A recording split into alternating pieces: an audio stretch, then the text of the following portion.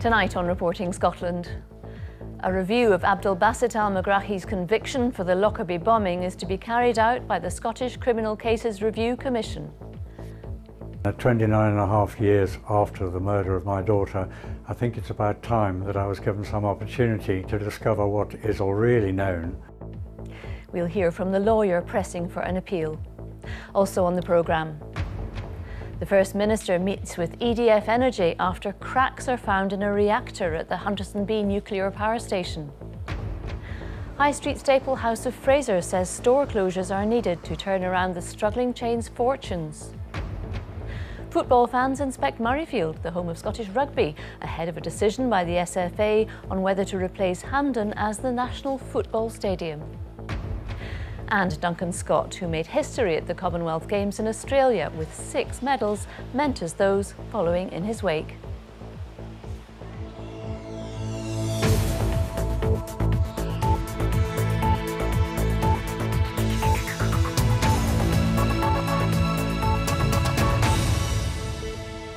Good evening. A further review is to be held into the case of the only man convicted of the Lockerbie bombing. The announcement from the Scottish Criminal Cases Review Commission means there could be a fresh appeal by relatives of Abdelbaset Al-Megrahi, who died 6 years ago. Here's our Home Affairs correspondent, Rival Alderson. We've been here before. It's almost 30 years since Britain's worst terrorist atrocity devastated Lockerbie. In the intervening years, there's been a trial, an appeal and a review. But in 2009, Abdelbaset Ali Al-Megrahi, the only man convicted of the murder of the 270 bombing victims, was allowed home to Libya because he was dying of prostate cancer.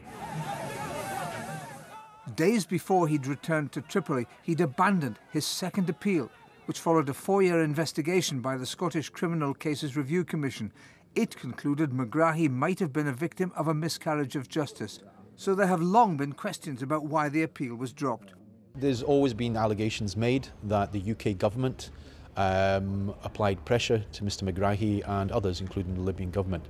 That's a matter that will be addressed at a later stage, but today the Commission has accepted that there was a genuine and reasonable grounds for Mr Megrahi believing that unless he dropped his appeal because of this pressure, he would simply be allowed to die in prison. The deal in the desert, Tony Blair, had met Libya's Colonel Gaddafi, who it's thought demanded Megrahi's release in return for an oil and arms deal. The UK government has always denied this. Megrahi died in his home in Tripoli in 2012, but his family were given permission to revive his appeal. One of his supporters, whose own daughter died over Lockerbie, says it's a good day because they're closer to discovering the truth. Justice delayed is justice denied. And at 29 and a half years after the murder of my daughter, I think it's about time that I was given some opportunity to see somewhat into the available information to discover what is already known amongst the nations of who was behind the atrocity. It's expected this latest review will take about a year before the Commission decides whether the case against Megrahi should be sent back once more to the appeal court. Rival Alderson, Reporting Scotland. Dozens of new cracks have been found in the core of one of the reactors at the Hunterston B nuclear power station. As a result, it will be shut down until the end of the year and electricity output could fall by 40%. But EDF Energy, who own the plant, insists the site is safe. Aileen Clark reports. Hunterston on the Ayrshire coast. At one stage, 4 nuclear reactors produced power here. Then with the decommissioning of Hunterston A in the 1990s, electricity generation is now reliant on Hunterston B and its 2 reactors. In recent years, the core in one reactor was found to have developed cracks, 5 in total. 3 years ago, the other reactor was found to have 3 cracks, but in subsequent years that's risen to 8, and now this most recent examination has seen that number jump to 39, a major increase in the rate these defects are appearing. We believe that we can go in excess of more than 1,000 cracks within our reactor, and it would still be fine for normal operation. You have decided to close the reactor down though till the end of the year? We've decided to leave the reactor off till we do more assessments, consider doing more core inspections, and then put the appropriate safety case in to continue operations. With that reactor off, though, the amount of electricity generated from here this year will fall by 40%. If the difference can't be made up from what we've got, you know, we've got the thermal plant, we've still got some gas generation, and we've got our renewables. But if we're not making up the Scottish gap there, we're going to bring in more from the grid. And the grid operates all the time. Cracks appearing in reactors of this age may be expected, but they're still taken very seriously, and that's because in a worst-case scenario like an earthquake, cracks could prevent one of the main safety systems being able to close down that reactor. Some are questioning why this plant was allowed to extend its operating life to 2023. It's quite clear that the plant is running out of its lifespan. The lifespan shouldn't have been extended in the first place. What we need is a jobs transition so that North Ayrshire isn't another area left behind with a lack of jobs when a power station closes.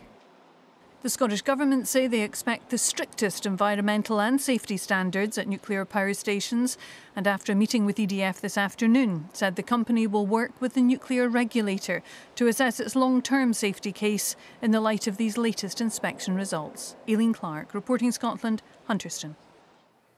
Meanwhile, EDF Renewables has bought one of the country's biggest offshore wind projects near Snangoya off the coast of Fife for £440 million. It's understood it plans to invest almost £2 billion over the next 5 years. The development should be able to generate enough electricity to power all the homes in a city the size of Edinburgh. At Holyrood, the First Minister has faced demands for a full public inquiry into mental health care in Tayside.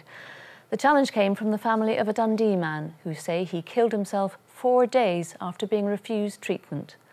Nicola Sturgeon said everything possible was being done.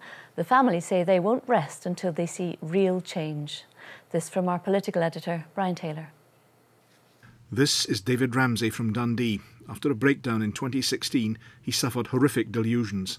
Twice, he was referred to the city's Carsview Mental Health Centre. Twice, say his family, he was refused admission. He killed himself.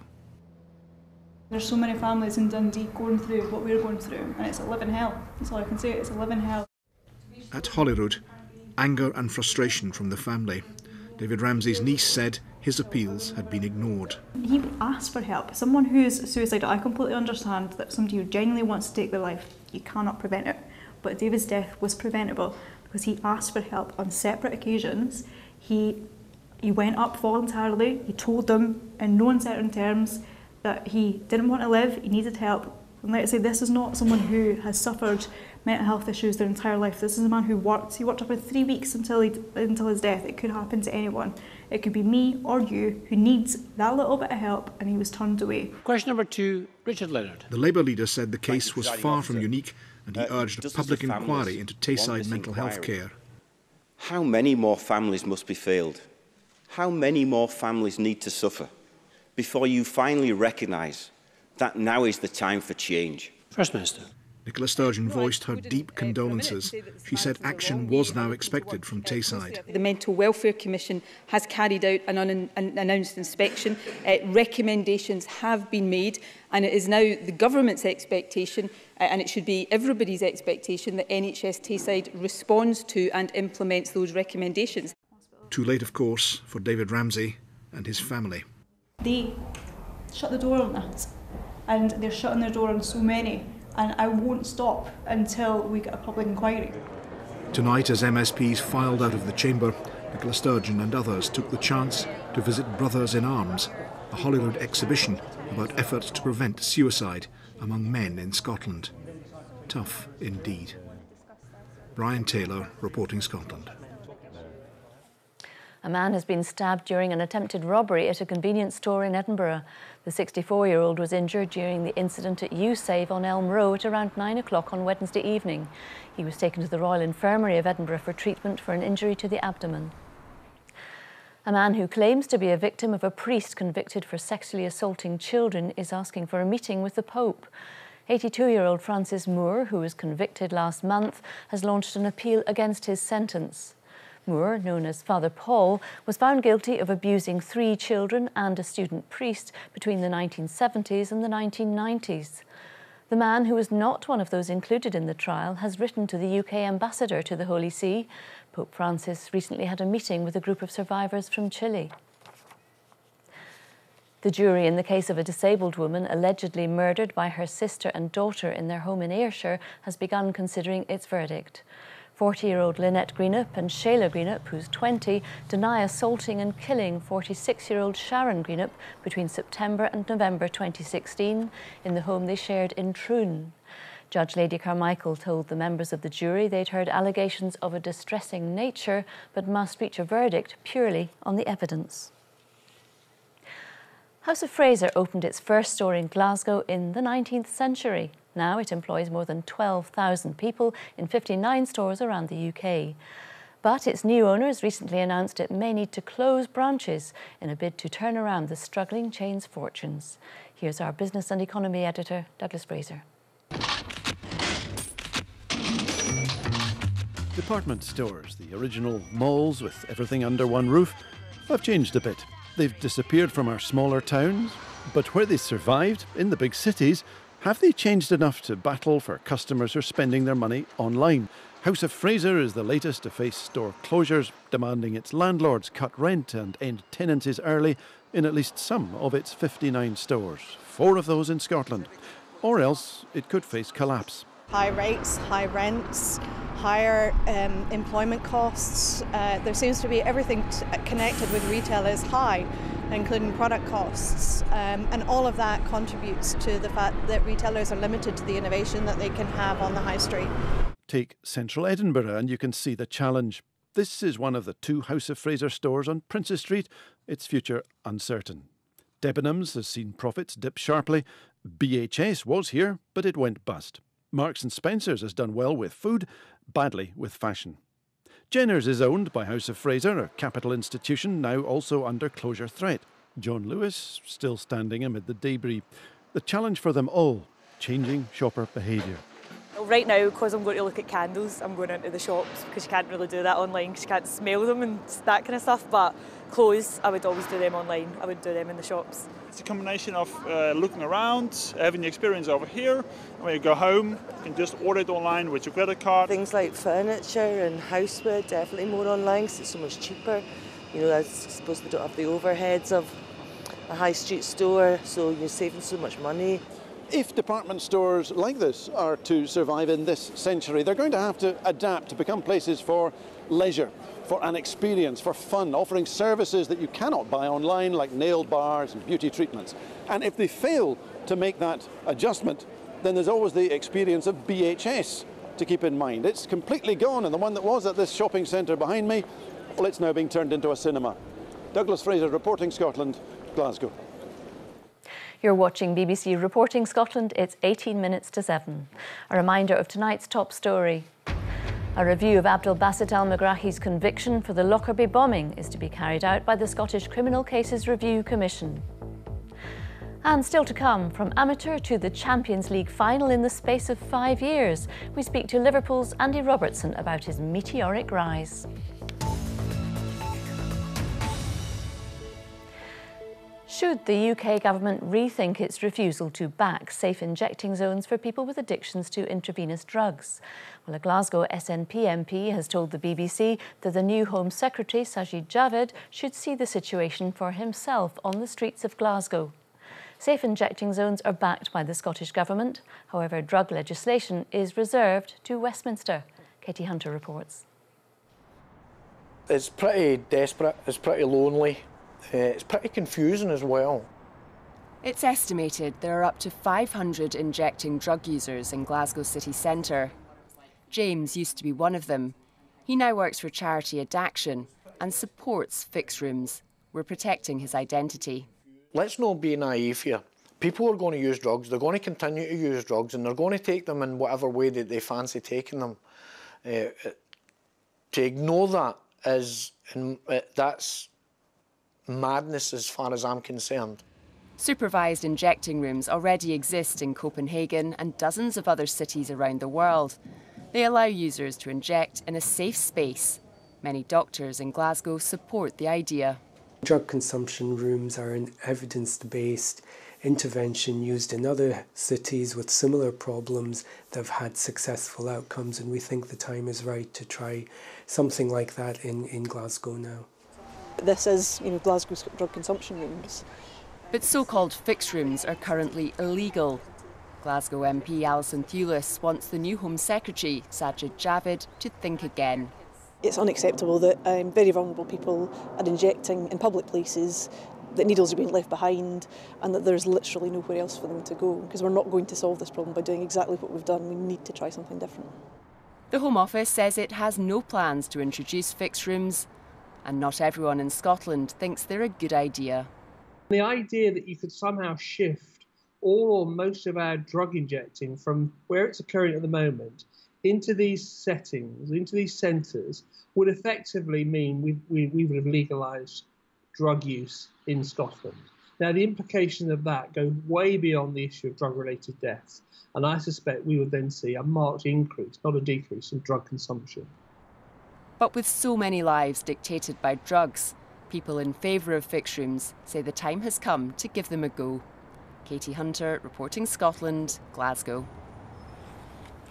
Football fans have been given the chance to take a look around the home of Scottish rugby at Murrayfield. It comes ahead of a decision by the SFA on whether to replace Hampden with Murrayfield as the National Football Stadium. Stephen Godden reports. If we just want to grab a seat along here. At the home of Scottish rugby, VIP treatment for Scottish football fans. The stadium tour, part of Murrayfield's PR pitch in its bid to replace Hampden as the venue for football internationals. We've got the biggest stadium in Scotland, 67,000 seats of a capacity, and we think it's the best stadium in Scotland, and it would be a fitting place for the national football team to come and join the national rugby team. With the lease on Hampden set to expire in 2020, the SFA are weighing up two options: staying there if they can negotiate buying the stadium from current owners Queen's Park, or switching from Glasgow to Edinburgh and making Murrayfield their home. For me, it's a game, You want to enjoy it. And if Murrayfield has the potential, why not? I can understand why people are more reticent about football fans than rugby fans, because rugby fans just generally are different. Practical considerations like travel options for supporters coming to and from matches are an important part of Murrayfield's pitch. But this isn't just a practical decision about where to play football games. Emotion also plays a big part. Nicholas, he's done it! Oh, brilliantly! Oh, what a goal! For the local MSP, more than a century's worth of Hampden history offers a compelling reason to stay put. Hampden's the home of Scottish football. Hampden is when most people's first football memories are. It's certainly where mine are from 1960 onwards, and I think it would be a tragedy if Scottish football lost the home of Scottish football, and that's Hampden Park. Back at Murrayfield, after the Grand Tour, a quick straw poll. It's a rugby place. Football's at Hampden. You see the atmosphere that's created here for the rugby, and it could only be something that would be an amazing opportunity to have with football as well. I don't know, I can't make my mind up, but certainly for the big games I wouldn't be against it. By late summer, it's expected they'll know whether Scottish football is set for a new home. And Stephen Godden joins me now from Murrayfield. Stephen, how likely is it that Murrayfield will become the new National Football Stadium? Well, Sally, that's the question everyone's asking, and when you put it to people here, Scottish Rugby say that they believe they've made a strong case for Murrayfield. They've put forward a strong bid, and what they want to do at the very least is give the SFA a tough decision to make. For their part, the SFA continuing with the current lease arrangement at Hampden beyond 2020 when it expires, that isn't an option. If they're going to stay there, they would be looking to buy the stadium from the current owners, Queen's Park. Now, among themselves, the board of Queen's Park have agreed in principle that they would sell, but any negotiations, any conversations with the SFA are still at an early stage. And so this SFA working group will continue its work, weighing up the two options, Hampden against Murrayfield, and it will be late summer, perhaps into the autumn, before we know whether or not this is a view of Murrayfield we'll be seeing more often in the future. Stephen, thank you very much for that. Well, 5 years ago, he was playing for amateurs Queen's Park in the lowest tier of Scottish football. Now Andy Robertson's looking forward to the biggest game in European club football, the Champions League final. He starred in Liverpool's defeat of Roma, which has set up a mouth-watering match against Cristiano Ronaldo and Real Madrid. As he told our reporter David Curry, it's been quite a journey. Always full of running down the left the Scotsman. It's a really good run by Robertson. Robertson's rampaging run led to a Liverpool goal in the second leg of their semi-final against Roma, contributing to a 7-6 aggregate win and a place in the final of European football's greatest club competition against Real Madrid. Yeah, I think we'll enjoy this tonight. We'll maybe think about that another day, but you know, they're so experienced, and you know, the last couple of years they've absolutely dominated the Champions League, and we'll go in as underdogs, but sometimes that can be a good thing, and we'll try our best. And you know, like I said, the fans will get a great day out, we'll have a great day, and hopefully we can bring the trophy back. As the man himself says, it's been an unbelievable journey from the start to now, with the occasional setback. Released by Celtic as a boy, high school football helped him bounce back. This is Andy in his photo of the class of 2012, which was a great year that he played in. I recognise him, was that him in the front row? The first time I met him, he was you know, obviously competitive and just wanted to play football all the time, and I think that, you know, they were really the hallmarks that stood him out from everyone else who enjoyed football, but it wasn't their life. Whereas for Andy, it really was. He lived and breathed football kind of 24/7. While still at school, he signed for Queen's Park and his career took off again. The main thing I noticed was that he had no fear really, full of energy as he is at the moment, really quick, really fit young guy, but he did have that sort of mentality you need, I think, to progress to where he's progressed to. So certainly myself and all the other players in the team could see something special, yeah. After a year with the Spiders, Robertson signed professional terms with Dundee United, and a move to the English Premier League followed with Hull City. But it's at Liverpool where his talent has flourished. As Robertson looks forward to facing Ronaldo, the class of 2018 at his old school is preparing for a big match of its own. St Ninians take on Cathkin High in the final of the Scottish Schools Shield at Hampden tomorrow. Who knows, one of these players might be the next Andy Robertson. David Curry, reporting Scotland, East Renfrewshire. Well, on to another sporting star. Duncan Scott made history on the Gold Coast in Australia last month when he won 6 medals in the pool, the most ever won by a Scottish athlete in a single Commonwealth Games. Now, the 20-year-old has come back to the swimming pool where it all started for him and is passing on his skills to a new generation. Katrina Renton went to meet him. Yeah, so we're in South Ayrshire, we're in Troon, and yeah, so down there in the baby pool, that's where I learned how to swim. Back home to where it all began, the Ayrshire swimming pool that ultimately led to Duncan's 6 Commonwealth medals, including gold. So the last time I was here was about 7, 8, I think, years old I was, so yeah, it's been a while, over 10 years. As a youngster, you know, my sister did it, she was about 2 years older than me, so you know, it's just sort of competitive. You know, I wanted to sort of be a little bit better than her, and there's a sweet shop down the road. My dad was like, "Oh, we'll take you to Togs afterwards if you come swimming." So I was like, "Yeah." Well, you could always tell that he was going to be a good swimmer. Yes, absolutely. Well, I think he'll definitely get a medal in the Olympics. At least one medal. Yeah. Definitely Olympic medals. Yeah, I think so. And I would imagine gold medals at that in the Olympics. Duncan is an ambassador for the National Learn to Swim programme. Its aim is to provide safe and fun experiences to help children become competent and confident swimmers. We're learning how to swim like people that already know how to swim more better than us. We tried to race him, but he won.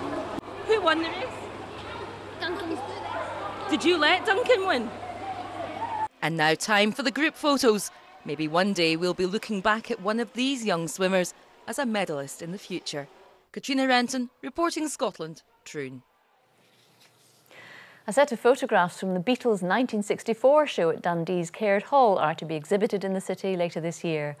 Leisure and Culture Dundee paid just over £6,500 for the 33 photographs and 38 negatives. The pictures of the Fab Four's second and final appearance in the city will be displayed at the McManus Galleries. Just time for a quick reminder that Timeline's on over on BBC Two at 7:30 this evening. Shireen and John can tell us what's coming up. Tonight, the campaign for more life-saving defibrillators in public places by the mum who lost her 10-year-old son. We have some top tips for coping with exam stress and see how some students have taken an unusual approach. And we'll meet the man who might just be the world's oldest rugby player, not John. Sure. He's 95. That's Timeline, 7:30, BBC 2 Scotland.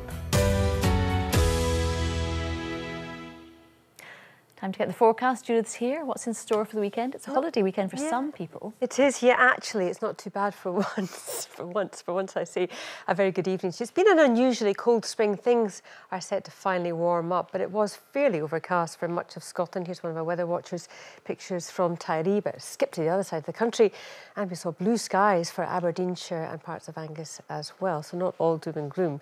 As far as this evening is concerned, largely dry for a good part of the country, but thicker cloud in the west, bringing outbreaks of rain at times and across the north. During tonight, though, we'll see skies clearing across parts of eastern Scotland and in the south as well. We'll see some clear spells too, but holding on to those cloudier conditions further north and west. Quite windy across the north with a fresh to strong southwesterly. The winds falling light further south. Those southwesterly winds bringing milder air, so temperatures no lower than 8 or 9 Celsius. So a largely dry start to tomorrow. We'll always see some cloud and patchy rain towards the west coast and the far north. But come the afternoon, I think we should see something drier and brighter for the Northern Isles. Some breaks in the cloud, especially for Orkney, and the best of the sunshine tomorrow will be across the northeast. The highest temperatures here as well, 18 or 19 Celsius. In fact, eastern Scotland seeing pretty good spells of sunshine and the cloud breaking up across the southwest as well. You can see those temperatures on the rise too. Some cloud breaks too towards the Inner Hebrides, but always that thicker cloud towards North Argyll, Lochaber, the West Highlands, out to the borders of the Western Isles as well. Cooler here under the cloud, and that patchy rain and drizzle coming and going for much of the day. So as we head towards Friday evening, a lot of dry weather, some late sunshine for many, or brightness anyway. Now as we head towards the overnight period, we'll still see that rain and cloud plaguing the northwest corner. Here's why if we look at the pressure chart. High pressure dominating for the weekend into the bank holiday, meaning a lot of dry weather, but weather fronts just grazing the far north and northwest, bringing some outbreaks of rain and thicker clouds. So if we look at the prospects for the holiday weekend, dry for many with bright or sunny spells. We'll see some rain at times to the northwest and the west, quite breezy here as well, but it is getting that bit warmer for us. You'll notice that certainly through the weekend. That's your forecast. Thank you very much, Judith. Now, a reminder of tonight's main news. A further review is to be held into the case of the only man convicted of the Lockerbie bombing. The announcement from the Scottish Criminal Cases Review Commission means there could be a fresh appeal by relatives of Abdel Basset al-Megrahi, who died 6 years ago. And that's all from Reporting Scotland for now. I'll be back with the late bulletin just after the 10 o'clock news. Until then, though, from everyone on the team around and across the country, have a very good evening.